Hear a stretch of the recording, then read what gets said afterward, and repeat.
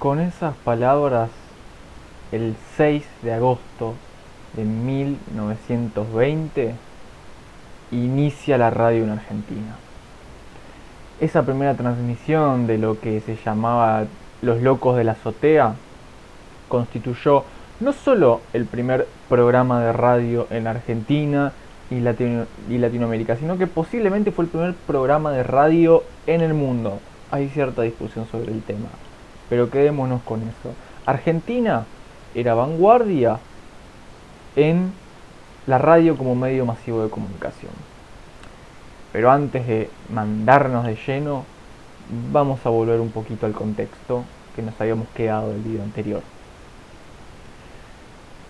Termina la Primera Guerra Mundial y Estados Unidos empieza a meterse en el mercado latinoamericano.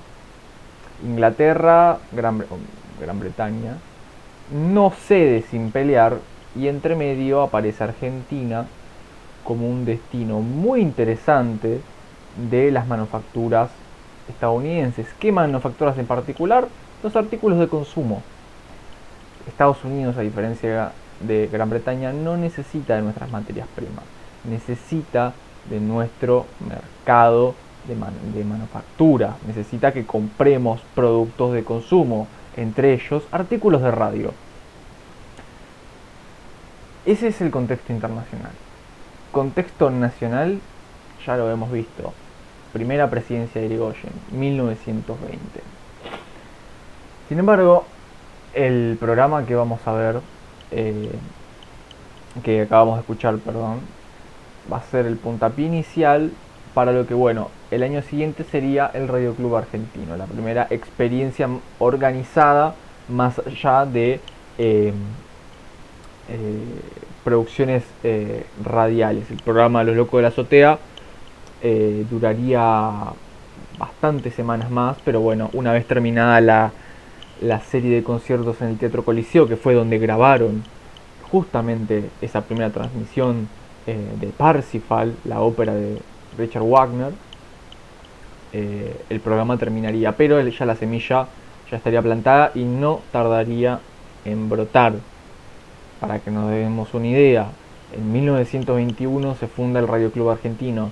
Ya en 1925, 4 años después, existen 12 estaciones de radio en la capital federal y ya hay 10 estaciones de radio en el interior.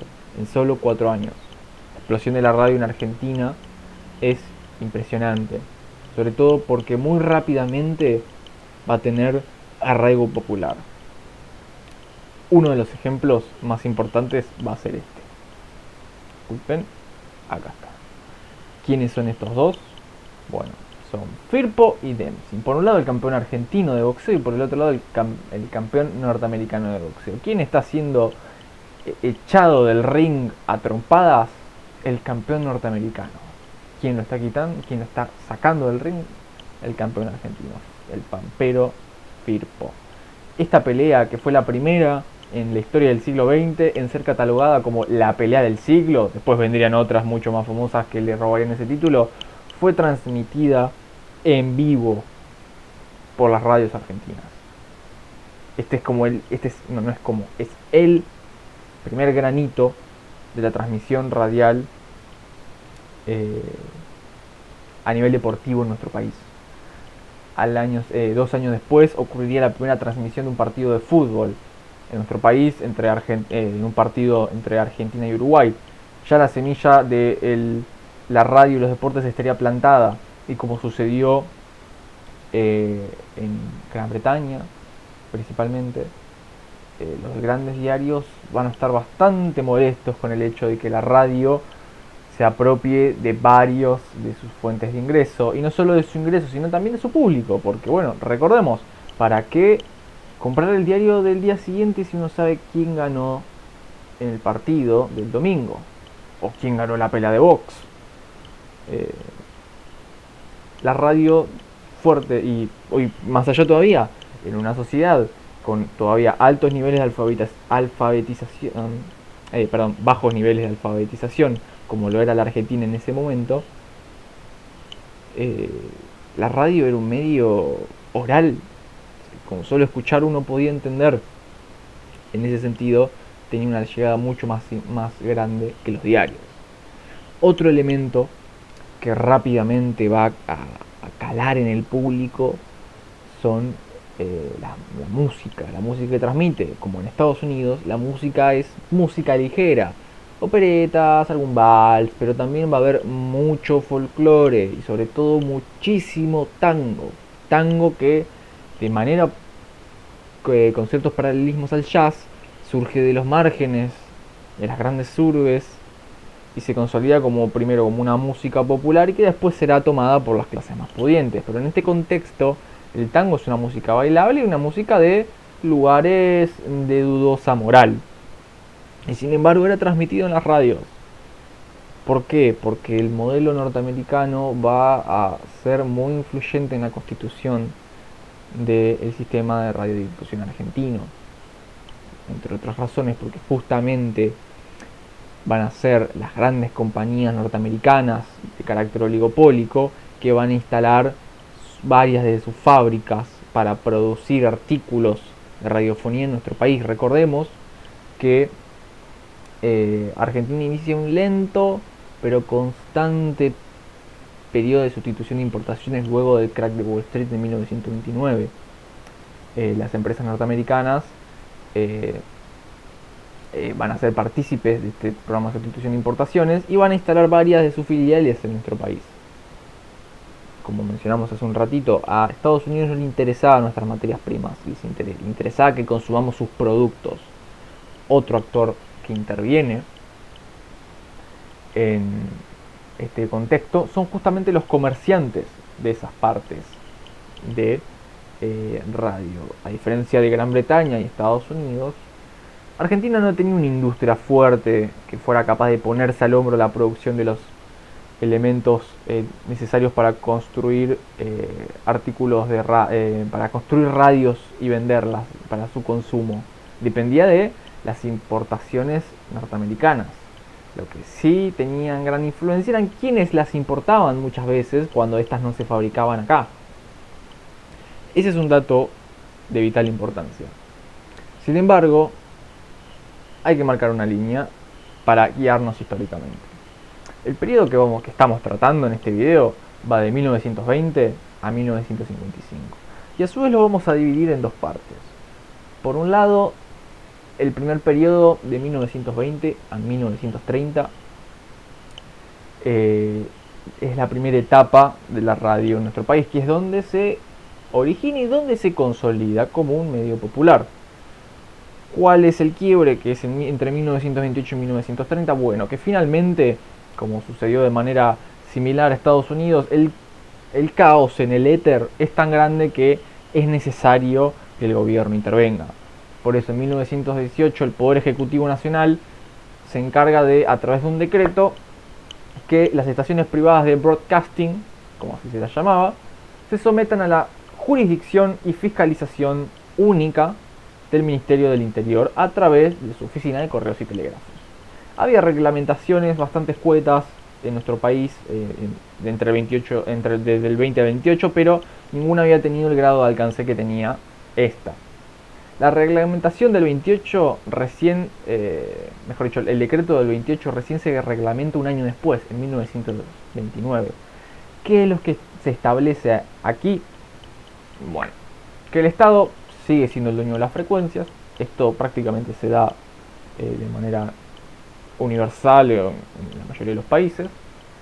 Las licencias de radio, sin embargo, pueden caducar en cualquier momento. Esto es algo muy llamativo. Ustedes quizás se estarán preguntando por qué no es más fácil o más sencillo o más común que la licencia dure un par de años. Sí, pero justamente este es uno de los elementos de censura más fuertes que va a tener el gobierno de Irigoyen. Porque recordemos, 1928 a 1930 es el segundo gobierno de Irigoyen. ¿Por qué medida de censura? Una razón muy sencilla. Al poder suspender las licencias en cualquier momento, ante algún enfrentamiento entre el gobierno y alguna radio opositora, era posible suspenderle la licencia.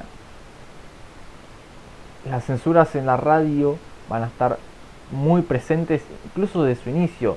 La censura ya estaba presente ya en las primeras reglamentaciones de 1925, por ejemplo. Pero acá, con este primer gran decreto de la radiodifusión, se vuelve cada vez más presente.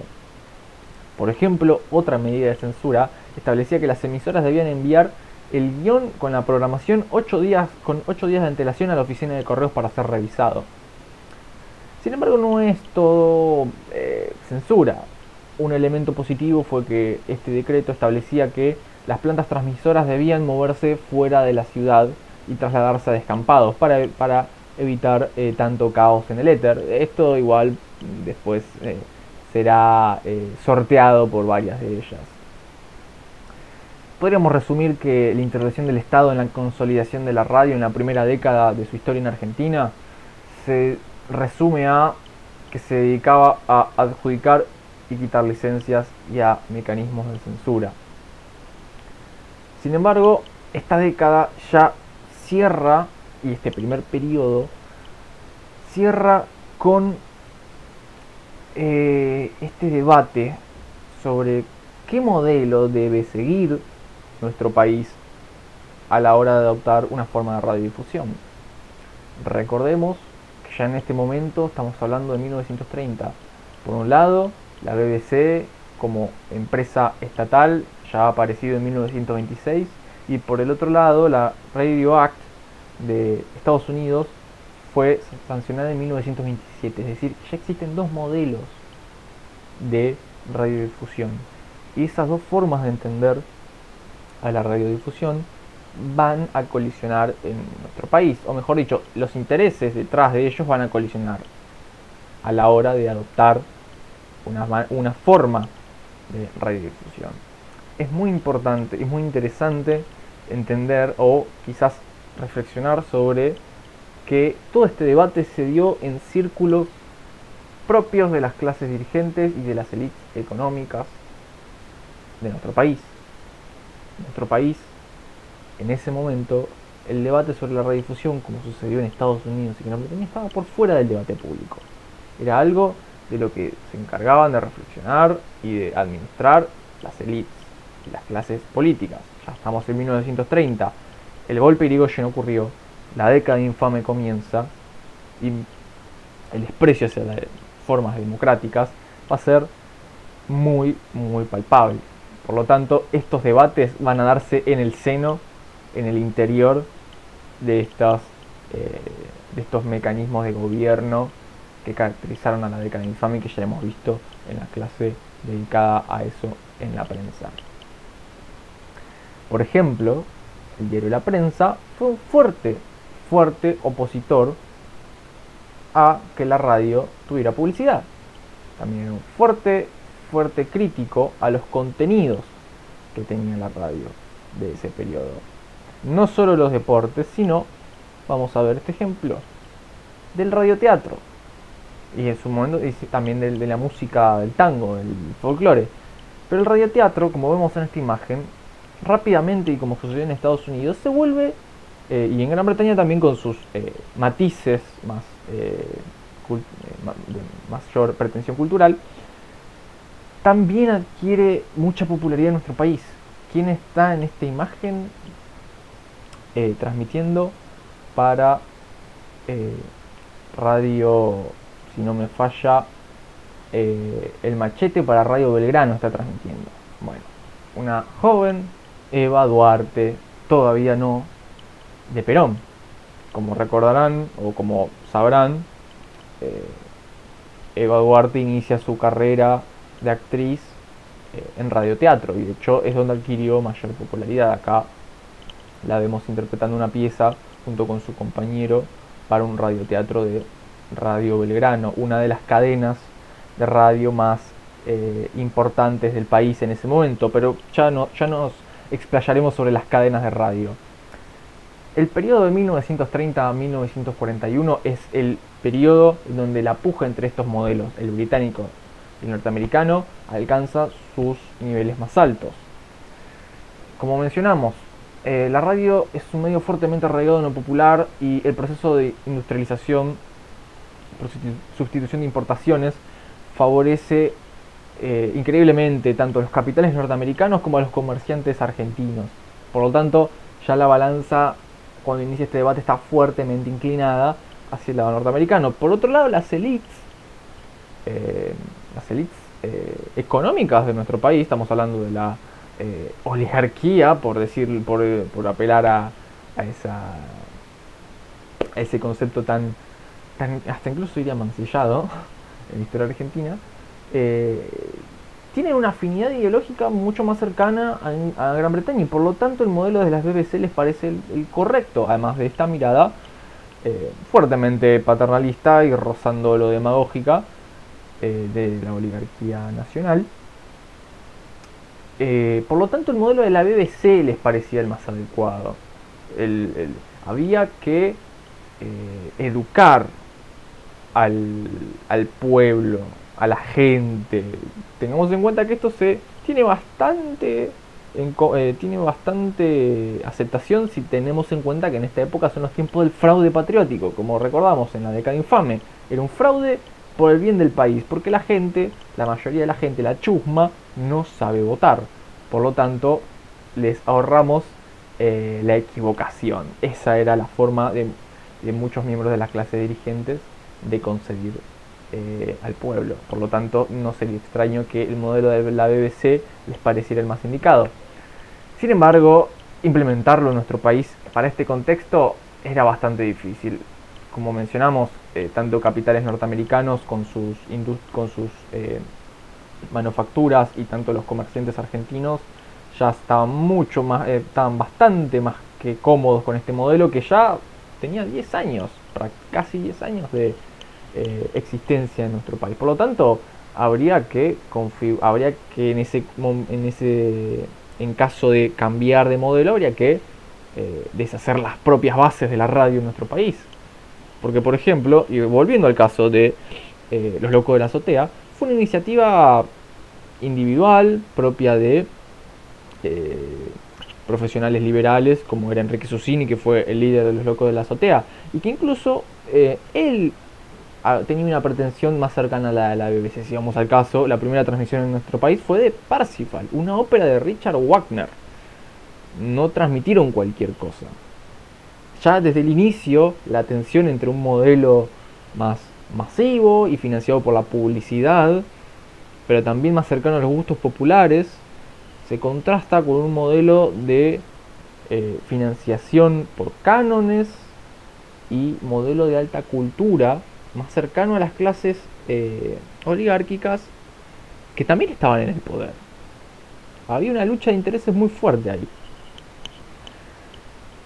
Prosiguiendo, estos conflictos entre estos dos actores o varios actores contrapuestos en torno a qué modelo debe seguir la radio se cristaliza en 1938. ¿Qué ocurre en 1938? Bueno, que este debate finalmente llega al Poder Ejecutivo Nacional y le encarga a una comisión en 1938 justamente que haga un diagnóstico de la situación de la radio en nuestro país con la finalidad de sistematizar y poder realizar algún tipo de política total al respecto. Recordemos que todavía en este momento no existía una ley de radiodifusión.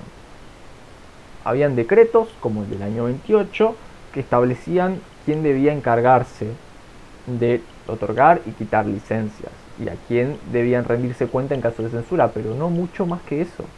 Había una libertad bastante grande en el ámbito económico, con ciertos paralelismos con el caso norteamericano en este sentido, donde también en nuestro país se empiezan a conformar, o ya se conformaron para el año 1938, dos cadenas de radio que tienen su influencia a lo largo del país, pero de nuevo ya vamos a explayarnos en eso.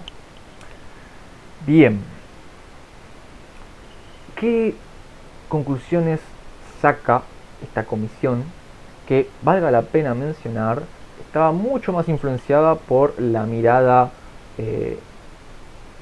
a favor del modelo de la BBC. Bueno, que la radio el contenido de la radio en nuestro país era de mala calidad y el resultado y la consecuencia, mejor dicho, la consecuencia de la mala calidad, a su vez tenía su origen en que esta estaba fogueada por la competencia comercial. Disculpen si lo hice muy complicado, lo voy a simplificar. Al estar financiada por publicidad, la radio en nuestro país tenía contenido mediocre para la comisión del año 38. ¿Por qué? Porque buscas mayor audiencia, no enriquecer a tu público. Por lo tanto, pones lo que les guste más, no lo que debe gustarle. Retrotrayéndonos al video anterior, cuando John Reid, el director de la BBC, decía que había que formar el gusto del público. Bueno, las conclusiones a las que llega la comisión encargada del Poder Ejecutivo son bastante afines a los ideales de John Reid. Es decir, la radio comercial y la baja calidad de los contenidos van de la mano para esta comisión. Sin embargo, llega 1939 y no hay muchas medidas al respecto. No surge ningún tipo de ley en base a estas conclusiones. Y en 1931 aparece una tercera cadena de radio privada con Radio Splendid. Y esto hay que mencionarlo, y ahora es el momento, después vamos a verlo más en profundidad. Pero para este momento existen tres cadenas de radio privada en este país, en nuestro país. LR1, Radio El Mundo, LR3, como vimos en esta imagen, Radio Belgrano, y LR4, que es la más reciente de las tres, y es Radio Splendid. La que vendría a completar, que es la LR2, es en realidad de la perdón que diga tantas iniciales, la LRI, que es la radio del Estado, que a su vez también poseía con cadenas de emisoras. ¿Cómo aparece Radio Splendid, esta tercera cadena privada? Bueno, justamente negociando con el Estado. Justamente Radio Splendid, para convertirse en una cadena de radios con decenas de emisoras, con 14 emisoras para 1953, debía cambiar su equipamiento. Pero sin embargo el gobierno nacional todavía en este tire y afloje respecto a qué modelo seguir, llega a un acuerdo con Radio Splendid y Radio Splendid le cede su viejo equipo que estaban por renovar al Estado, y el Estado, aprovechando este equipo, crea, o mejor dicho, aumenta su capacidad para tener su propia cadena de radio. Por lo tanto, no nos sorprende nuevamente, como ya hemos visto con la prensa gráfica, como desde bastante tiempo los negociados entre el Estado argentino y los medios de comunicación, más que ser una anomalía, parecen ser la orden del día. Bien, estamos en 1941, retomando. Ya hay tres cadenas radio privadas y una cadena de radio estatal. Prácticamente la idea de adoptar el modelo de la BBC es descartado, porque bueno, si había un momento para frenar la conformación de grandes cadenas privadas, era ese. Y sin embargo el gobierno fue entre 38 y 41 de Ortiz, vio la oportunidad y la tomó. La Segunda Guerra Mundial, sacando la escasez de materiales, no influirá mucho en la conformación del sistema de radiofonía argentino. Llegamos al 43, el golpe del GO, y la figura de Perón empieza a asomar. Sin embargo, todavía no nos arrimemos a Perón, porque el 4 de junio del 43, todavía Perón sin ser la figura predominante del golpe, inicia el conflicto del gobierno militar de primero Rawson, después Ramírez, con la radio. Ya no va a ser un conflicto sobre qué modelo seguir, porque prácticamente ya está decidido que el modelo va a ser mucho más afín al norteamericano y por lo tanto sería de interés público pero no servicio. Empieza la problemática al campo ideológico, es decir, la censura se agrava todavía más, porque no es que no existía censura, ya había una censura bastante fuerte. Pero el 4 de junio se crea una comisión para rever los permisos de licencia de radio. Y de esa comisión surge el decreto 1895, que reglamenta el otorgamiento de concesiones y exige que las radios deben tener como concesionarios, o mejor dicho, las concesiones de las radios deben estar en manos de personas que sean ciudadanos nativos o que al menos tengan 10 años de residencia ininterrumpida en nuestro país. Esto principalmente es un ataque a ciertos empresarios vinculados a la radio, principalmente Jaime Yankelevich, dueño de la cadena de radios Belgrano. La cadena de radios Belgrano, una de las más importantes, mejor dicho, es la cadena de radio más importante de nuestro país. Esto ya nos marca de nuevo el inicio de lo que va a ser la relación del peronismo. Todavía no es peronismo, pero ya se empieza a vislumbrar la relación que va a tener el peronismo con la radio. Va a ser una relación que va a tener muchos paralelismos a la que tuvo con la prensa. No con tanta, podemos llamarle, coacción, pero claramente va a estar marcada por bastantes momentos oscuros, por llamarlos así. De hecho, poco antes de que asuma Perón en el 45 aparece un decreto que pone en vigencia el manual de instrucciones para las estaciones de radiodifusión, que esencialmente es un documento que aumenta la censura y da vía libre a que el gobierno democrático de Perón pueda hacerse con muchas de las radios opositoras. De nuevo, un paralelismo bastante claro con las medidas que toma con la prensa. De hecho, es tan fuerte la censura y de hecho la presión que ejerce para que las acciones o las propiedades de las radios sean vendidas o cedidas a allegados al gobierno o incluso al propio Estado, que entre 1947 y 1948 la gran mayoría de las radios y cadenas de radio de nuestro país van a estar en manos de allegados o del propio Estado, incluido Radio Belgrano, que era de Yankelevich, Jaime Yankelevich, que era de origen búlgaro. Vamos a ir con una pequeña imagen que va a ejemplificar el estado de la radio para 1943. Perfecto.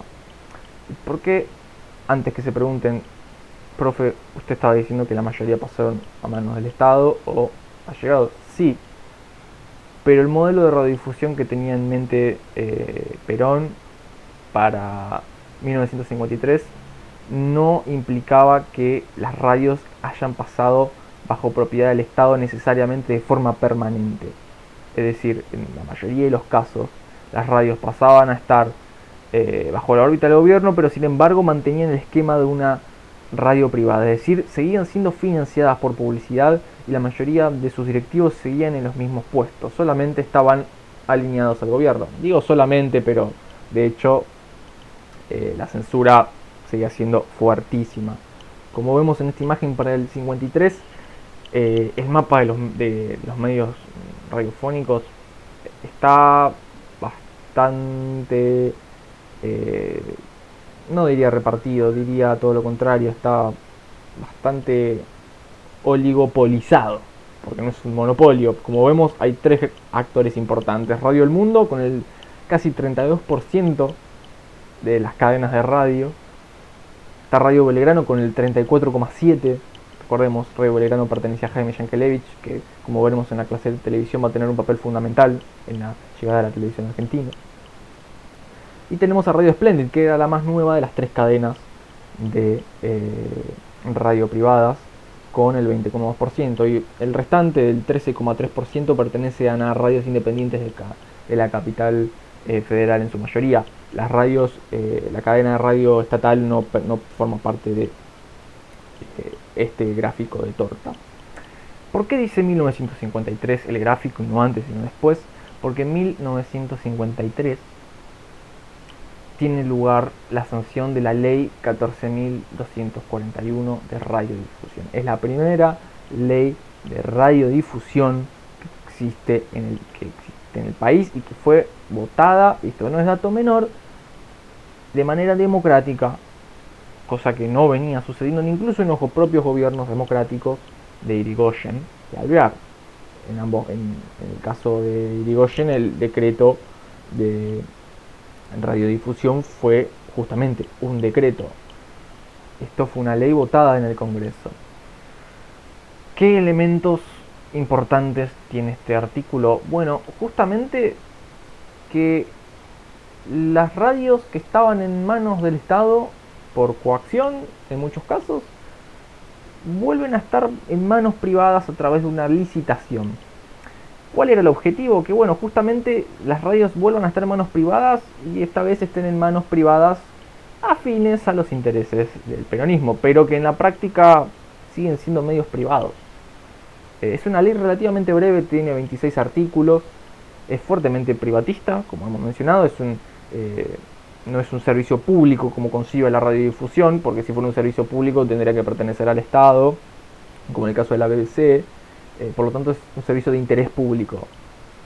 Es una suerte de híbrido entre los modelos británicos y el modelo norteamericano. ¿Qué elementos también tiene bastante llamativos? Bueno, la cadena de radio estatal se transforma en el servicio oficial de radiodifusión. Las licencias duran 20 años, tiempo extremadamente extenso, que hasta incluso son heredables las licencias. Tiene además un fuerte énfasis en los contenidos, cosa que no había pasado hasta ahora en ningún tipo de documentación, más allá de la censura, o sea, dejando de lado la censura, los contenidos que se alientan a que sean transmitidos son los de carácter nacional, contenido nacional, participación fuerte del arte y la cultura del interior, por ejemplo el folclore.